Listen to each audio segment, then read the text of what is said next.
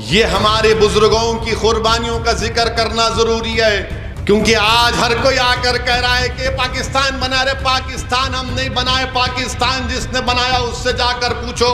हम जिम्मेदार नहीं है पाकिस्तान बनाने के, हाँ हम जिम्मेदार हैं भारत को आजाद कराने के लिए। हमारे बुजुर्गों ने अपना खून पसीना इसमें बहा दिया, अपनी जानों की अजीम कुर्बानियों को हमारे बुजुर्गों ने पेश कर दिया। वहीं पर हमारी जंग आजादी में 26 सितंबर 1943 में नेताजी सुभाष चंद्र बोस ने इंडियन नेशनल आर्मी बनाई थी। मुसलमान नेताजी सुभाष चंद्र बोस के साथ भी थे। नेताजी सुभाष चंद्र बोस, जहां पर बहादुर शाह जफर की खबर आज भी है बर्मा में, वहां पर बर्मा के एक लीडर थे बामा, उनको नेताजी सुभाष चंद्र बोस ने 2.5 लाख का नजराना दिया।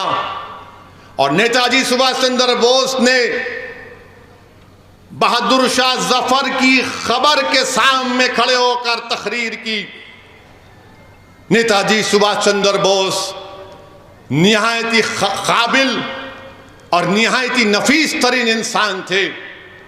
और नेताजी सुभाष चंद्र बोस ने जब इंडियन नेशनल आर्मी दोबारा भारत में जाकर भारत को आजाद कराने की लड़ाई में जा रही थी, तो नेताजी सुभाष चंद्र बोस ने बहादुर शाह जफर की खबर पर खड़े होकर यह शेर पढ़ा था जफर का कि गाजियों में बू रहेगी जब तलक ईमान की, गाजियों में जब तलक बू रहेगी ईमान की, तख्ते लंदन तक चलेगी तेग हिंदुस्तान की। यह नेताजी सुभाष चंद्र बोस ने बहादुर शाह जफर का शेर पढ़ा।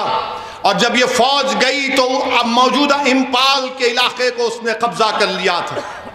अभी भारत का जो इम्फाल का नॉर्थ ईस्ट का इलाका है, तो मौर्ख को, ये जालिमों को बताना चाह रहे हैं, ये जो गोडसे के जानशीन हैं, इनको हम बताना चाह रहे हैं कि बताओ, जब नेताजी सुभाष चंद्र बोस कलकत्ता से निकलकर पेशावर गए, तो उस शख्स ने जिसमें पेशावर में नेताजी सुभाष चंद्र बोस को इस्तकबाल किया, उसका नाम क्या था? उसका नाम था मियां अकबर शाह। नेताजी सुभाष चंद्र बोस जब जर्मनी से यूरोप से एशिया सबमरीन में गए, कौन था वो जिसने नेताजी सुभाष चंद्र बोस के साथ था? उसका नाम आबिद हसन था, हैदराबाद के आबिद हसन सफरानी, वो साथ थे। उसके बाद जो नेताजी ने पहला डिवीजन बनाया फौज का, जो नॉर्थ ईस्ट, मौजूदा भारत का नॉर्थ ईस्ट में गए, उसका फौज का डिवीजन का इंचार्ज कौन था? मोहम्मद जमा उसका नाम था। और किसने तिरंगा लहराया था इंफाल में? उस शख्स का नाम शौकत मलिक था। नेताजी सुभाष चंद्र बोस जो आखिरी मर्तबा प्लेन में बैठ कर गए, उसके बाद नेताजी किसी को दुनिया में नजर नहीं आए। कौन था नेताजी के साथ उनके जिंदगी के आखिरी सफर में? उसका नाम हबीबुर रहमान था। उसका नाम हबीबुर रहमान था। नेताजी सुभाष चंद्र बोस के ताल्लुक से जब वो सिंगापुर में थे, तो सिंगापुर में आकर किसी ने कहा कि सिंगापुर के मंदिर में चलो नेताजी सुभाष चंद्र बोस, मगर सिर्फ आप आ सकते, आपकी आर्मी के लोग नहीं आ सकते। तो नेताजी ने कहा कि अगर सुभाष चंद्र बोस आएगा तो सब मेरे साथ आएंगे। ये नेताजी सुभाष चंद्र बोस थे। और फिर वहां पर दूसरी जंग अजीम के बाद अंग्रेजों ने जापान को हराया और सिंगापुर पर कब्जा किया, तो वहां से उन लोगों को गिरफ्तार कर लिया गया था। लाल किले में एक बहुत मशहूर मुकदमा चला। 5 नवंबर 1945 को लाल किले में मुकदमा चला और नेताजी की फौज में जो लोग थे सिपाही, उनको लाया गया।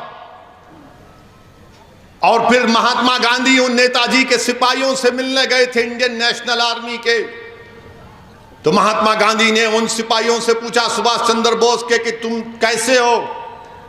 तो उन्हें कहा हम अच्छे हैं। किसी चीज की शिकायत है?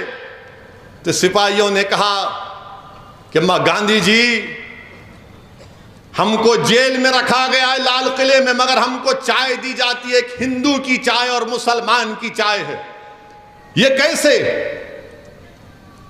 तो महात्मा गांधी ने पूछा, फिर तुमने क्या किया? तो उन्होंने कहा, गांधी, हमने हिंदू और मुसलमान की चाय और हिंदू मुसलमान का खाना मिलाकर खाना खाते हैं।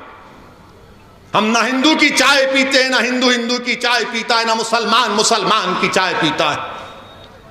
मेरे अजीज दोस्तों और बुजुर्गों, उसी लाल किले के मुकदमे में एक आवाज आ रही थी, नारे लग रहे थे पूरे भारत में। क्या नारे लग रहे थे पूरे भारत और दिल्ली की गली कूचों में?